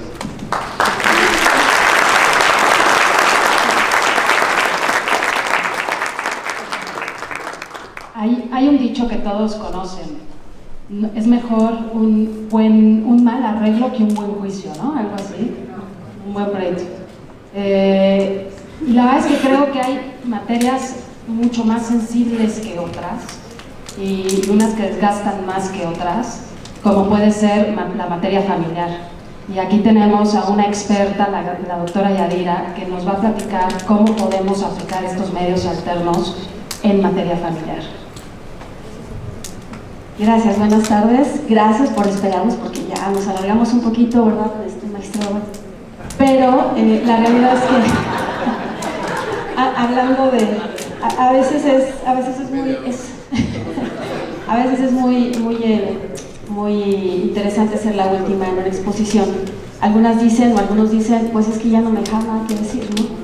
Yo lo que digo es, no, yo, si se dieron cuenta, pues yo estaba anotando cada una de las participaciones para saber qué podía yo obtener. Yo traía mi speech, pero la realidad es que cada uno de los aquí ponentes pues han hablado de algo muy interesante. Para empezar, con el magistrado Valls, que ahorita le acabo de reclamar el tiempo, pues habló de conflicto. Y yo estaba precisamente en ese conflicto junto con Lisette, porque yo decía, bueno, dijiste 7 minutos, no, ya llevamos 13, ¿qué pasó? Entonces, hay conflicto de toda naturaleza. El conflicto siempre es inherente al ser humano. El conflicto puede ser intrapersonal, puede ser entre personas, interpersonal. Puede ser nacional o internacional, como lo estamos viendo desafortunadamente entre países. Puede ser, por supuesto, familiar, puede ser comunitario, puede ser escolar. Hay muchísimos tipos de conflicto y del conflicto no nos vamos a librar.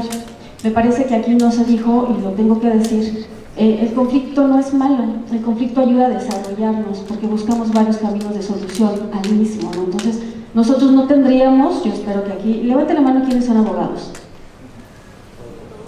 Ay, ya estamos varios echados a perder, ¿no? Porque nos han venido diciendo que efectivamente el litigio y hay que darle con todo y poner alto el nombre de la escuela. Yo creo que lo dijo y lo dijo muy bien el maestro Elder. Bueno, nosotros lo que tenemos que hacer es deconstruir y volver a construir. La mediación, como la negociación, como la conciliación, como la amigable composición, como cualquiera uno de los medios que ustedes quieran acoger, pues es un cambio de paradigma. Nosotros tenemos que estar casados realmente con esta mediación.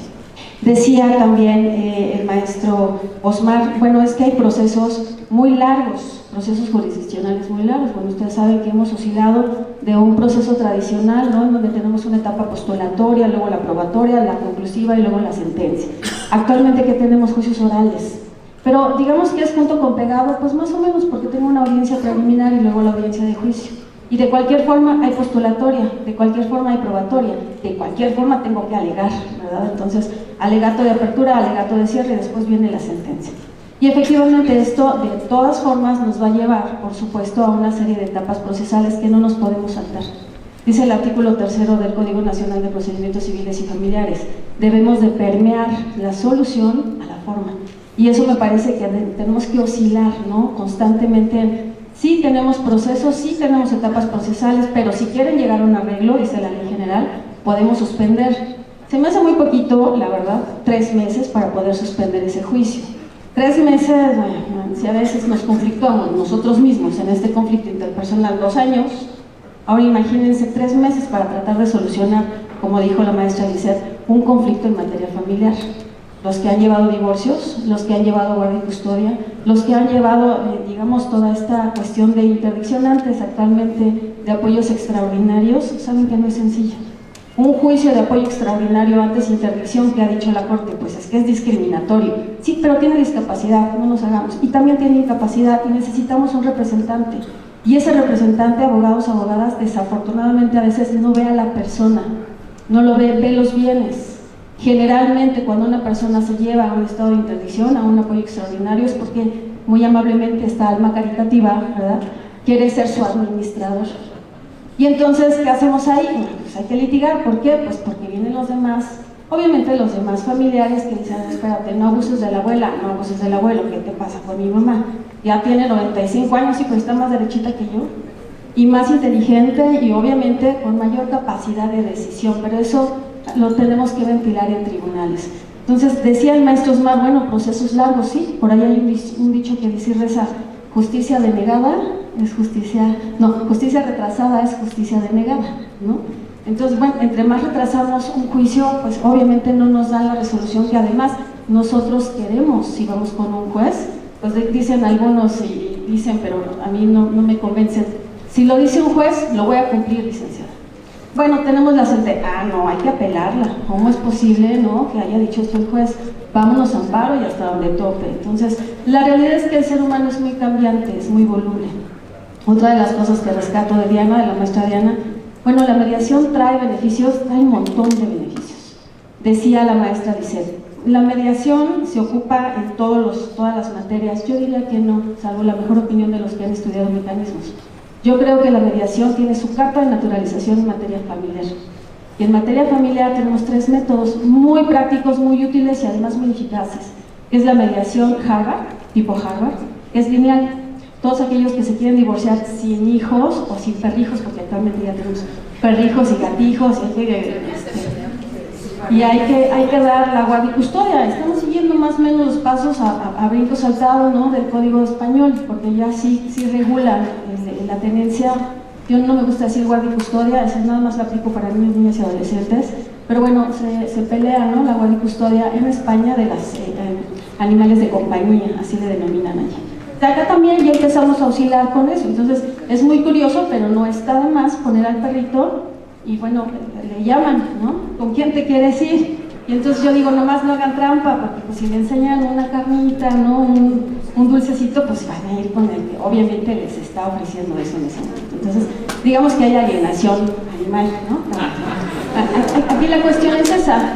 La mediación se puede ver en 3 tipos. La Harvard lineal, en donde no tenemos tanto pleito, en donde nos divorciamos y como dicen algunos, si te vi ni me acuerdo, sí, pero sigue siendo excónyuge, ¿eh?, porque se paga pensión, porque hay que liquidar la sociedad conyugal.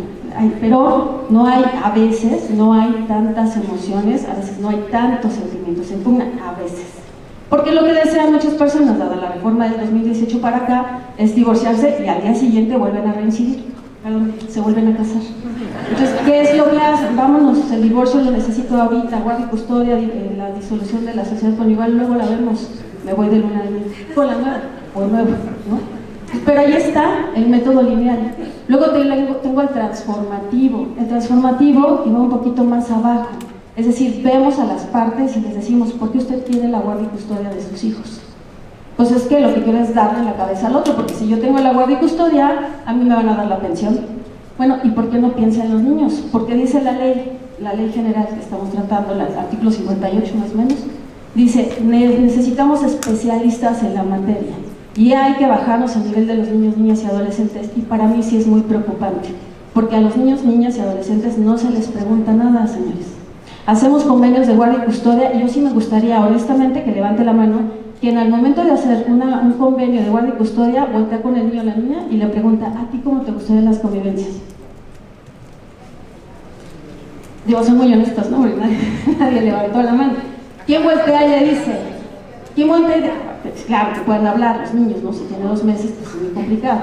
Pero que puedan hablar, ¿a qué hora te gustaría? ¿Te gustaría que pase? Casi de formato y de machote, ponemos convivencias, pasa el viernes después de que sale de la escuela o después de las clases extraescolares y lo devuelves el domingo. ¿Qué te parece? A las 6 porque mi novio llega a las 7. ¿No? Entonces no nos fijamos en los niños, niñas y adolescentes. Ese sería un método transformativo, ir un poquito más abajo. ¿Realmente usted va a llevar a cabo, va a ejercer esa guardia y custodia como debe de ser, o nada más lo tiene por darle la torre a la otra parte? Sin tomar en cuenta a los niños, niñas y adolescentes, porque creo que lo sabemos pero no lo aplicamos. También son personas, también tienen dignidad humana, también pueden externar su parecer, ¿no? Tenemos una prueba que todos ustedes conocen, que es la plática con menor. Y por ahí uno que otro despistado juez que me ha hecho el favor de aceptarla, tenemos la presentación del menor. ¿Cómo? ¿En qué se diferencia la plática con la presentación? La presentación, un niño de 2 meses no va a dialogar con la autoridad, pero sí pueden ver la autoridad, el Ministerio Público y un representante del DIF cómo está físicamente, si no tiene anemia, si viene cambiado del pañal, si no tiene las uñas largas con tierra en las mismas, es decir, sí podemos observar al menor de edad para saber en quién va a recaer esta guardia y custodia. Y finalmente tenemos el método, dije Harvard, transformativo, y el circular narrativo de Sarah Cole. Ese me encanta, pero me lleva más tiempo, y ese lo llevamos en materia civil más que familiar. ¿Alguien ha llevado alguna sucesión? ¿Sucesión de la sucesión de la sucesión? En tribunales aquí en Ciudad de México llevamos sucesiones de 45 años. 45. Y yo veo a las personas que ni de la familia son, y digo, ay, qué buena onda, le va a tocar parte de la herencia, que no trabajó, que no le costó, que nada más se formó pues porque fue la novia, el esposo, la amiga, ¿no? Y le entró y le tocó. Entonces yo creo que nosotros podemos solucionar, por supuesto, todos los problemas desde, decía el maestro Elder, desde obviamente la prevención, y me parece muy interesante lo que él dice, porque efectivamente si nosotros sentamos a las partes conflictuadas, y yo les llamo litigantes, no estamos en proceso, estamos con 2 personas que traen un choque de intereses, ese es un conflicto.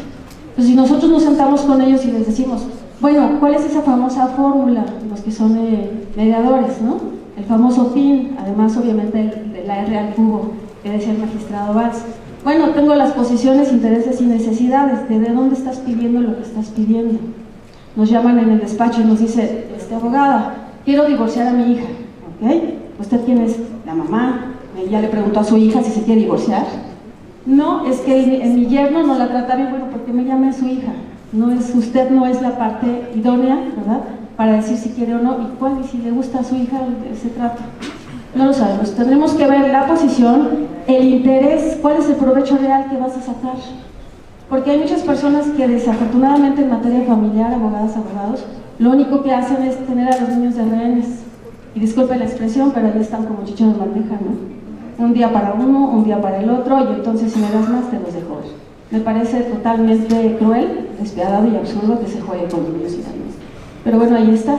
En cambio, en este método, que es el último de Sarah Kopp, vamos al fondo del asunto, pero más o menos ya le tenemos que entrar a la psicología, al trabajo social, ver un poquito más esos intereses, esas posiciones, pero sobre todo las necesidades.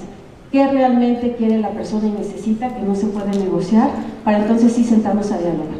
Y yo el ejercicio que hice en este momento con mis compañeros, pues fue una de las herramientas que tenemos en mediación, o traté de hacerla, que es la escucha activa.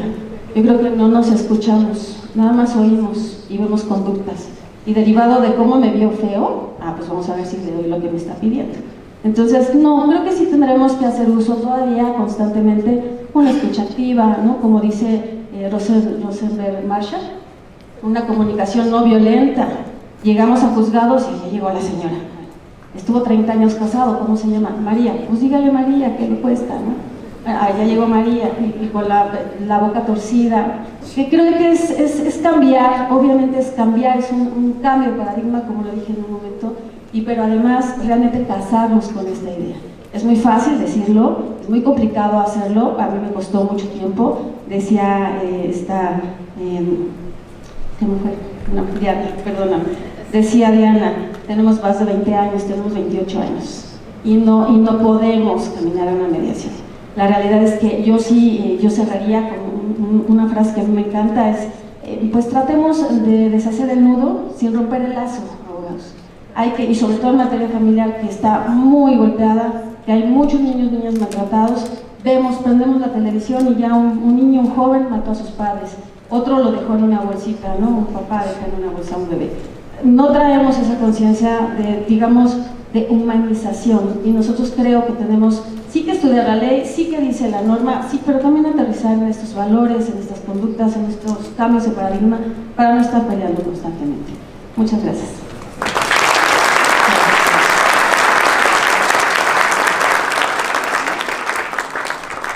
Como podrán ver, este es un tema extensísimo, que nos encantaría seguir escuchándolos a todos, pero ya llevamos hora y media, y la verdad también nos gustaría escuchar al público si tuvieran dudas, inquietudes, pero también rescatar algo que acaba de decir la doctora. Yo les compartía aquí a los panelistas, expositores, que a mí no me toca litigar, ya no litigo, pero sí preparo contratos, ¿no? Y muchos de esos contratos pueden llegar a un conflicto. Y a mí sí me tocaba a veces decirles, oigan, esta cláusula de mediación o conciliación, quitémosla, porque pues la verdad es que en México lo que va a pasar es que va a llegar el convenio conciliatorio, pero vas a llegar al tribunal y lo van a apelar, y entonces no va a ser más rápido, no va a ser más eficiente, no va a ser más barato. Entonces, por favor, si de todas formas vamos a llegar a tribunales, ¿no? Acordemos jurisdicción Ciudad de México, donde estemos, y punto, ¿no? Y ahora este cambio de paradigma, este cambio de cultura es la que tenemos que empezar a adoptar, sobre todo, decían por ahí, ¿no? En vista de nuestra querida reforma judicial y la nueva realidad que va a vivir México. ¿Quisieran ustedes decir o compartirnos un mensaje previo a escuchar al público, o abrimos el foro? Abrimos el foro, por favor. Gracias, buenas tardes.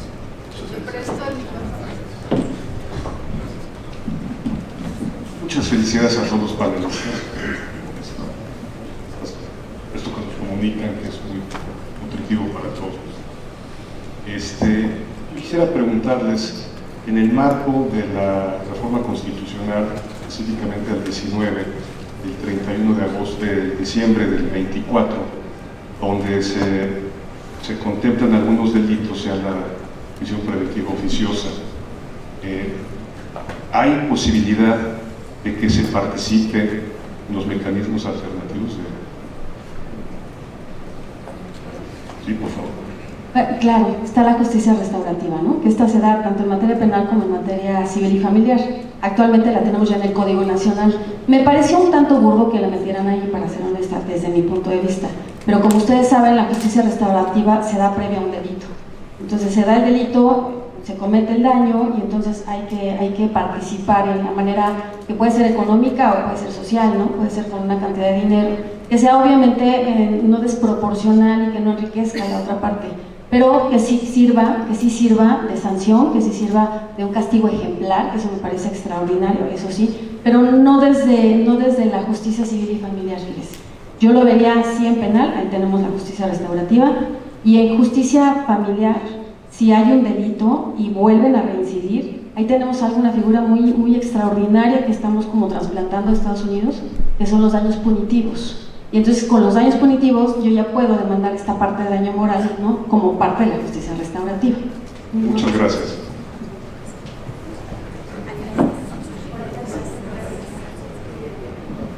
Gracias, buenas tardes. Igualmente me subo a las felicitaciones, excelentes ponencias de todos. Ojalá hubiera más tiempo para seguirlo escuchando, magistrado. Mi pregunta es los mecanismos alternativos en la materia fiscal. En la ley general, pues hubo ahí una iniciativa, algo se decía, que sí, que no. Creo que la senadora Olga Cordero trató de impulsarla, pero al final tal vez no quedó claro. Y bueno, los que nos dedicamos a la fiscal, hay una discusión de si sí puede quedar o no, porque también constitucionalmente no quedó exenta. Pues lo que es el interés público, pues si fuera así, pues no entra nada de lo administrativo. Entonces, ¿algún comentario que se debe dar? A ver, interesante la pregunta, porque aquí no hablamos de la parte administrativa, que es todo un mundo. Tenemos un magistrado en retiro de colegiado administrativo que pudiera ser el que pudiera contestar y saber estadísticamente hablando cuántos asuntos derivados de un medio alternativo, por ejemplo, se litigó, se judicializó a nivel federal. Sería interesante. Yo creo que ninguno. Sin verlo, ahí está. Ninguno. Recuerden que tenemos los acuerdos conclusivos de la Procuraduría, un medio alternativo, pero me centro en la pregunta. A ver, hay que leer todos el capítulo 8 de la Ley General de Mecanismos Alternativos de Solución de Controversias. Ahí está todo un bagaje, una porción normativa de los medios adecuados en materia administrativa. Pero a ver, esto no es nuevo. Ojo, no es porque la Ley General vino a formalizar o materializar. No, esto ya existe. Les voy a hablar de la Ciudad de México, por ejemplo. Yo he tenido experiencia en hacer mediación fiscal en la Procuraduría Fiscal de la Ciudad de México, en tema de multas, recargos y actualizaciones por impuesto predial. Es posible, para que lo sepan. Hay por ahí un departamento, era antes una dirección, posteriormente fue un departamento y fue perdiendo categoría, ¿no? Casi es un escritorio y una silla, y yo recuerdo que eran como 12 expedientes lo que llevaban en septiembre de hace 8 años aproximadamente, que es el asunto que recuerdo haber gestionado en esa ocasión. Se celebró un convenio y ahí tenemos un caso en materia fiscal, por ejemplo. Sin embargo, había que analizar el capítulo 8 porque hay excepciones en materia administrativa, no todo propiamente puede ser susceptible. En materia fiscal en particular había que analizar, ¿no? Sin embargo, ese es el dato que le puedo yo proporcionar. El Código Fiscal de la Federación, sería interesante también ver, insisto, y bueno que yo usé la voz o pedí contestar, porque si no está, hay que litigarlo. ¿Por qué? Porque con lo que dice el magistrado en retiro, Osmar, las leyes preverán mecanismos alternativos de solución de controversias. Yo tengo un tema que me encantaría someterlo al Consejo Nacional a partir de los lineamientos, aquí lo adelanto con Sergio, una consulta para que nos diga si procedemos más en el juicio de amparo. Hacia allá tenemos que ir. Suena un poco extraño, yo ya lo intenté, está en el Poder Judicial de Apelación, no tiene la Suprema Corte. Esperemos que esto replique. ¿Por qué? Porque entonces, en materia fiscal, si no es en sede ordinaria, pues a lo mejor en un amparo en revisión, un amparo directo en revisión, la Corte tiene que aplicar mecanismos alternativos. Cuando yo solicité acceso a un mecanismo en un juicio de amparo indirecto, me mandó a traer la juez de distrito. A traer me refiero cuando fui a consultar mi expediente y el secretario me dijo, pase con la juez, porque hace cortocircuito, insisto, a la formación. Pero nos aventamos a hacerlo y está en la Corte.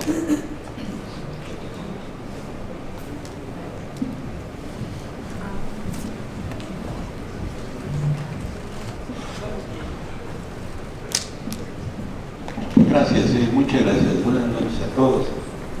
Yo me quisiera referir a la respuesta que dio la doctora, la pregunta que hizo el abogado compañero, porque digamos, no estoy de acuerdo en esta respuesta. El compañero hizo la pregunta de que si era posible aplicar alguno de estos medios cuando se está hablando de una prisión preventiva oficiosa, que es radicalmente diferente a cuando existe la necesidad de una prisión preventiva justificada, ¿correcto? Y usted contestó, doctora, que sí, que era posible que alguno de estos procedimientos para lograr la justicia restaurativa, te dijo, pero y en esta parte no estoy de acuerdo, porque al tratarse de una prisión preventiva oficiosa, estamos hablando de delitos más graves que hay en el catálogo penal. Es decir, no cabe la posibilidad de que haya justicia restaurativa cuando hay un secuestro, cuando hay una violación, cuando hay una extorsión, cuando hay un homicidio, cuando hay trata de personas. O sea, el catálogo de delitos que la ley prevé, que en la ley se prevé, deben ser sancionados inicialmente con una privación preventiva oficiosa, no permiten que haya una intermediación, una mediación, no lo permiten. Es decir, hay que llevar el proceso hasta que se dicte una sentencia y es la ley la que se encarga de determinar cuál es la sanción, ¿sí? Y ahí sí consigna, sí determinar también cuál es digamos, la indemnización, digamos, que le conceden a la víctima, aún al señor que mataron de estas pedacitos, parientes. Establecen multas y digamos, sanciones monetarias, pero no hay manera de que hubiera una justicia restaurativa si no es mediante una sentencia. Por eso es que no estoy de acuerdo y quise hacer la aclaración, y si, bueno, estoy equivocado, me gustaría que me lo explicara. No, contrarréplica. Bueno, fíjese, licenciado, que tuve la oportunidad de estar en CONAMED con quien fuera en ese momento directora de este centro de médicos, ¿no? En donde pues llegaban un montón de quejas. En ese entonces estaba la doctora Karina Gómez Frode. Y pasó un asunto que a mí me erizó la piel, pero dije, bueno, si se da, adelante. Yo creo que uno de los delitos más graves es la privación de la vida, ¿no? Cuando una mujer se somete a un parto en un hospital de mucho renombre, el médico era apenas un médico, no tenía mucha experiencia, estaba muy joven. Y entonces cuando saca al bebé o quiere sacarlo, se le resbala el bebé y se cae de cabeza, muere inmediatamente. inmediatamente pues dan parte, ¿no? Establece la norma 46, y entonces dan vista al Ministerio Público, la norma oficial mexicana. Y yo cuando yo lo vi el expediente, yo dije, bueno, si yo fuera la mamá, no sé qué haría, ¿no? Pero fíjese que casualmente mandaron llamar a la señora y pusieron al médico, estaba joven, repito, no tenía experiencia, lo pusieron enfrente de la señora. Yo le dije a Karina, ¿lo vas a hacer? Sí, ella pidió hablar con el médico. Quizá cualquier otra persona, en cualquier otra circunstancia, hubiera abierto la carpeta de investigación. ¿Homicidio negligente? ¿Sería correcto? Pero lo que ella hizo fue tener al médico enfrente y decirle, mira, no me vas a devolver a mi hijo. No me lo vas a devolver, no quiero que estés dentro. Sé que estudiaste y además pedí tus calificaciones, sé que eres bueno. Estudiando, ya me queda claro que en partos te falta. Pero lo que yo quiero es que te comprometas a darle cursos a los demás médicos de tu edad para que no vayan a caer en esa situación. Me sorprendió la respuesta, licenciado. Claro, hay delitos como el que usted dice, ¿no? Las señoras que hacen, y no son ideas, ¿no? Que hacen tamales a sus esposos. Bueno, claro, y estamos hablando de delitos fuertes. Yo veo muchos delitos en contra de las niñas y adolescentes. Pero si se puede solventar tanta violencia, licenciado, que existe actualmente, porque actualmente ya no se busca la venganza, ya no se busca la reparación, ya se busca la hazaña, ¿no? De lesionar a la otra. Me la hizo y ahora a ver cómo le hago, ¿no? Pero me la paga. Yo creo que no, yo creo que todos los que estamos aquí, los que están oscilando por el mecanismo alterno, el que sea, creo que sí vamos más o menos transitando, tratando de entender qué es la cultura de la paz. Y en la cultura de la paz, pues evidentemente va a haber sanciones, por supuesto, no van a andar todos sueltos, ¿no? Pero tendríamos que ver, a lo mejor generalicé, tendríamos que ver caso concreto para saber efectivamente en dónde sí, en dónde no se otorgan el perdón, cuál es el tipo de justicia restaurativa, ¿no? Pero yo no me cerraría a decir no, yo tendría que ver, ¿no? Cada uno de los asuntos. Sí, si me permite, quiero responder esto que acaba de comentar la doctora. El ejemplo que usted da, claro, no es lo mismo que yo vaya manejando en mi coche y me lleve a un señor que por mi error, lo maté. Esto no es lo mismo que yo mate a un señor. A veces.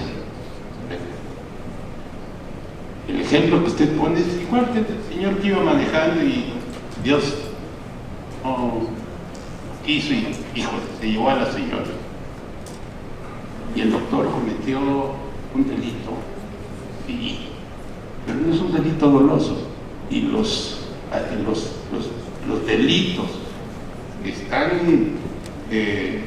catalogados como graves, que son a los que se les autoriza al juez que como un acto reflejo ordenen la prisión preventiva oficiosa, son ese tipo de delitos, los delitos graves. Está la voluntad, el dolo, la mala fe. Lo que pasó con el doctor no hubo ni dolo ni mala fe, un accidente que a cualquiera le sucede. Terrible experiencia para esa madre, para ese médico también, estoy seguro. ¿Sí? Pero no para los delitos. El catálogo legal prevé como necesario establecer la prisión preventiva oficiosa, porque tienen una naturaleza jurídica completamente diferente.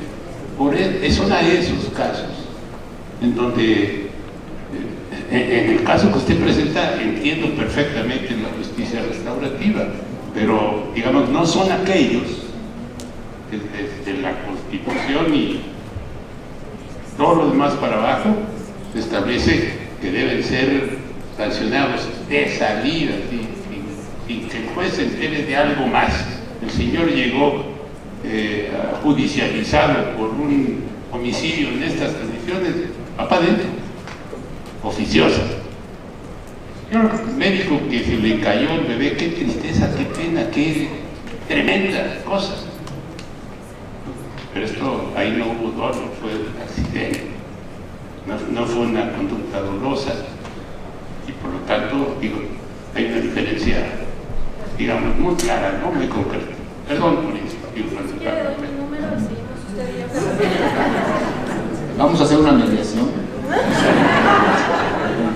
En la ley general está excluida textualmente la materia penal. En la ley general está excluida porque hay una ley específica, que es la Ley Nacional de Mecanismos Alternativos en materia penal, que es de 2014. En la pregunta concreta, hablo de delitos graves, del artículo 19, no son mediables. No son mediables. Los delitos mediables son aquellos en donde se admiten el perdón, que no son graves, ¿no? Y aquellos de índole patrimonial sin violencia.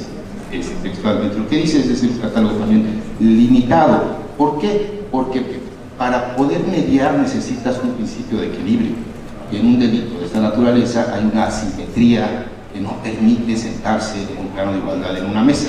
Por eso es que no son mediables. Hay una ley, la Ley de Ejecución Penal, en donde nos permite también hacer intervenciones restaurativas después de cumplida un alto porcentaje de la pena, pero eso no ya restaurativo, pero sí en el principio. Ahora, en ese catálogo también dice la Constitucional, hay delitos que se persiguen de oficio y hay delitos que permiten de oficio. Entonces ahí también genera duda esa parte, qué pasa con esos delitos que perjuicio que puede ser por trabajo. O sea que ahí existe la mediación, no existe la mediación. Ese es el problema, ¿no? Cuando está el impacto del interés social en público es donde ya se indica en la ley, ¿no? Que es un poco el tema fiscal. El tema fiscal, el artículo 115 de la ley, de alguna forma lo admite cuando se entrega un dictamen técnico jurídico que establece el mismo 115, 118, ahí es donde debe ser la motivación, la fundamentación y la viabilidad presupuestal, donde se justifique que el Estado pueda hacer a un lado sus facultades regladas. Recordemos que el Estado tiene facultades regladas, nada más podemos hacer lo que está específicamente permitido, que es la legalidad, para poder ejercer facultades discrecionales de mediación. Y eso es un tema muy complejo que se debe de dictaminar técnicamente, y la ley trae, a partir del 115, el proceso para poder dictaminar la viabilidad de esta mediación. Es más o menos. Muchas felicidades a todos también. Fue interesante, ilustrador, escucharlo a todas y a todos. Y bueno, para empezar, sí me sorprendió un poco cuando sacaron el tema de la inteligencia artificial, pero al mismo tiempo también me hizo sentido porque es un tema que también está de moda. Entonces, bueno, la inteligencia artificial realmente es sorprendente la capacidad que tiene para crear, para enseñar, para investigar, pero también es sorprendente la capacidad que tiene para aprender, para evolucionar, y ahora, como nos expuso el caso, pues también que puede influir de manera negativa, como todo en este mundo, claro. Entonces, ¿qué se necesita para que en nuestro país, bueno, quién lo va a poner así, quién va a imponer qué es lo que se le va a enseñar a este sistema operativo de inteligencia artificial? Porque pues creo que sería importante que así como aprende y así como juzga y realiza actividades, pues se le tendría que enseñar una moral colectiva muy generalizada, lo cual va a ser muy complejo. Entonces creo que la inteligencia artificial ya está aquí, es toda una realidad que es totalmente inevitable e innegable. Y me preocupa a mí, por ejemplo, que para el momento en que haya alguien o algo que pueda imponer qué es lo que se le va a enseñar, de qué manera va a influir, en qué aspectos puede o no participar dentro no solo de nuestras vidas cotidianas, sino ahora mismo también con lo que son todos estos casos en la abogacía, entonces pues me preocupa que vaya a ser demasiado tarde. Digo, hay literalmente un montón de películas como Terminator que indican que es una mala idea, pero aún así, ¿cuánto tiempo podría tardar para que podamos de cierta manera controlar esta inteligencia artificial, que no vaya a seguir influyendo, que podamos evitar que influya de manera negativa? Muchas gracias. Pues justo este es el gran tema, que aquí en México todavía no está definido quién. Y no solamente lo preocupante es qué se le va a enseñar, sino cómo se le va a enseñar. Eso es el detonante que genera una distinción de los resultados que nos pueda arrojar. Porque pues como el cerebro de cualquier persona, pues hay personas buenas y personas malas. Y entonces dependiendo del cómo va percibiendo la información, cómo la va procesando, pues son los resultados que nos va dando. Hace no mucho creo que hubo una noticia de que robots que trabajan a través de inteligencia artificial, hubo un robot que los estuvo convenciendo para realizar determinado acto que si hubiera hecho una persona hubiera sido ilegal. Y entonces hay una imagen donde se ve un robotito hablando con sus compañeros, tratándolos de convencer de hacer algo. Pero ese creo que sí es un reto, pero mientras esté bien regulado, creo que se puede convertir en una gran herramienta. Pues en quién va a caer, pues puede ser, podría ser aquí en Sergio, y seguramente tendremos buenos resultados. Pero pues al final, como en todo, pues tenemos que confiar en quienes depositamos y realizar ciertas labores. Claro, pues creo yo que tendrá que ser algo muy razonable en la forma en que se genere, porque además aquí como está previsto en la ley, tiene que ser acuerdo entre las partes, o sea, las partes tienen que estar de acuerdo que se va a utilizar el aplicativo. Entonces, pues lo primero que tenemos que convencer a las partes es de que es una buena idea y que van a dar buenos resultados el utilizar este aplicativo. Entonces, pues creo que el reto es bueno, porque además pues, se tiene que garantizar que en principio se demuestre que puede dar buenos resultados y que entonces por eso las partes van a optar por llegar a este supuesto. Yo creo que si le damos el cauce correcto, nos puede dar muy buenos resultados. Hace mucho escuchaba que alguien decía, bueno, pues es que hay que meter todas las sentencias y nos dé resultados.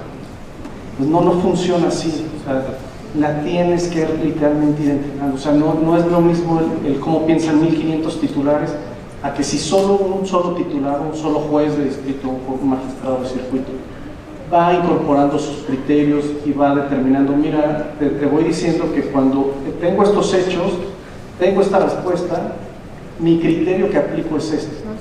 Y si lo vas alimentando, este juez o este magistrado puede obtener ya resultados mucho más ágiles que si pone a todos sus secretarios para el viernes quiero 5 sentencias de cada uno. Que si sus secretarios o las personas que lo auxilian van generando los resúmenes necesarios, incluso también no puedes entrenar a la inteligencia artificial necesito que me haga resúmenes de esta forma, pues vas a tener sentencias, a lo mejor en lugar de 5 vas a tener 15, o puede ser 20, o puede ser 30, pero pues esa es la tarea que tenemos para poder generar que la inteligencia artificial sea esa herramienta extraordinaria para poder solventar o resolver conflictos. En este caso incluso los propios mediadores o los facilitadores, si van alimentando, si invierten en inteligencia artificial y la van alimentando con los casos que tienen, cómo se van resolviendo, pues eso les genera un mundo de oportunidades para resolver casos futuros en menor tiempo.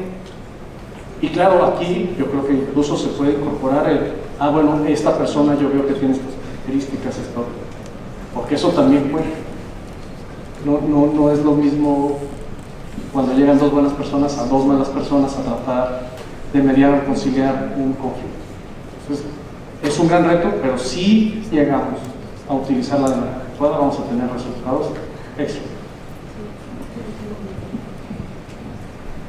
Vi muchas manos levantadas, muchas gracias. La verdad es que si gustan dejarnos las preguntas y nosotros se las hacemos llegar a los expositores, con mucho gusto así lo hacemos.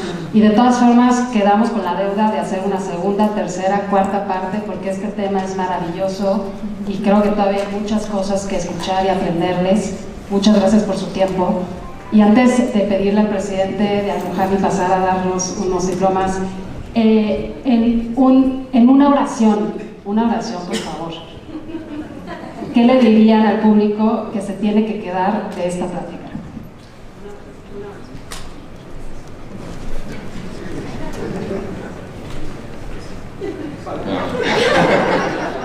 La justicia está en ustedes, tomen el control de su futuro, el control de sus problemas, el control de su vida, porque eso es la mediación, nos permite no desaprendernos de nuestros conflictos, sino tomarlos bajo nuestra propia conducción, enfrentarlos, y es ahí. La clave es un momento incómodo, nos asegura futuros viables. Entonces vamos a provocarlos y vamos a hacer que funcione.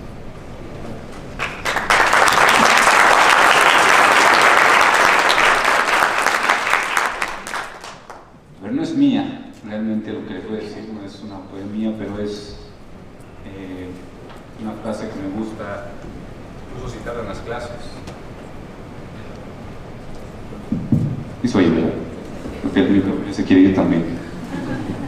No podemos resolver los problemas con la misma mentalidad que los ocasiona.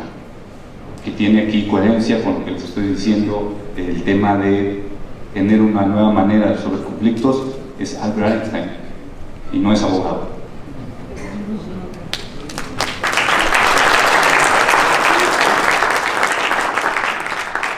Gracias de nuevo a esta fuerte comunidad mexicano-libanesa. El reto, como profesionales, la mayoría que somos abogados, abogadas, es socializar estas herramientas, es que las personas de a pie en la Ciudad de México, en cualquier municipio de la República Mexicana, sepan que existe ahora este abanico de soluciones pacíficas para sus conflictos. Entonces, pues, te animo, te invito a que difundas en la medida estos mecanismos, estas herramientas. Gracias. Tampoco es mía, pero siempre la doy. Dicen que un buen consejo es útil, pero el ejemplo arrasa. Entonces hay que tratar de ejemplificar nuestra conducta caminando, ¿no? Oscilando por el camino de la paz. Yo me quedaría con eso.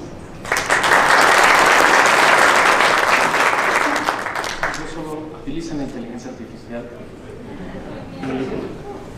y van a ver todos sus beneficios, porque además incluso uno aprende de los resultados que va dando. No es nada más que no dar resultados fáciles, que uno va aprendiendo de su propia lógica. Y nada, voy a extender. Creo que en materia administrativa hay una gran área de oportunidad. Sí, la ley pareciera que dice que no podrá ser cuando se contravenga el orden público, pero bueno, pues habrá que ver cómo vamos interpretando ese orden público para así hacer lo posible. Si no, pues entonces lo hubieran prohibido. No está prohibido, está permitido, entonces creo que el secreto va a estar en cómo se interprete este orden.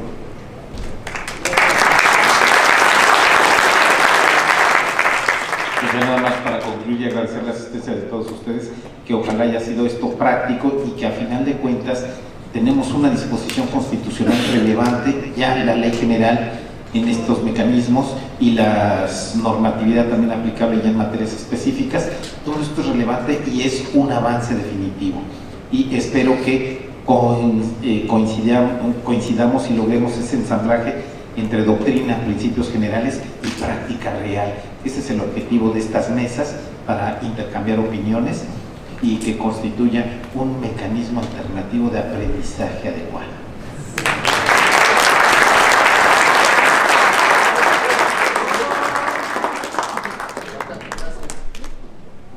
Mi frase es definitivamente transmitir esto a todos los demás, los gremios, ¿no? de abogados, donde puede ser que hoy no tengamos esta costumbre y más bien ahora sí pasar al incluyamos una cláusula de mediación en los contratos.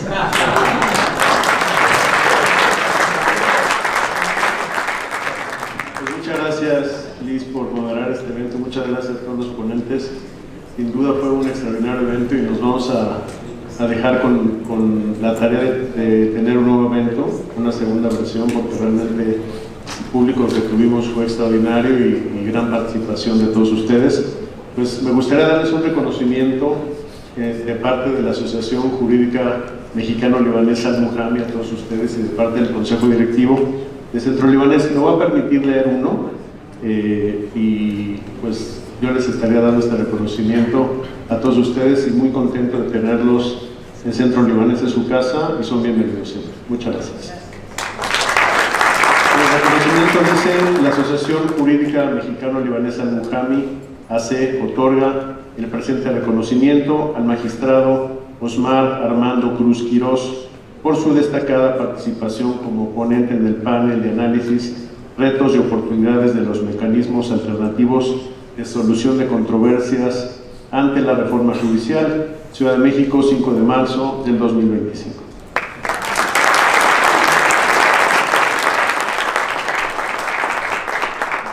Y pues, le daría el reconocimiento al maestro Elder Azael García Valencia.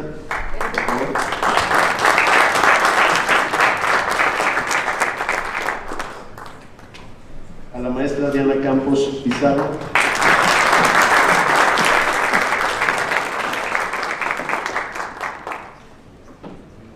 a la maestra Yadira Huerta Reyes,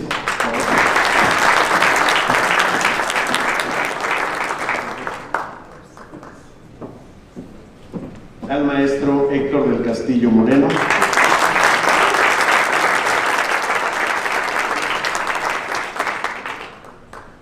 y a nuestro querido amigo el magistrado Sergio Valls Esponda,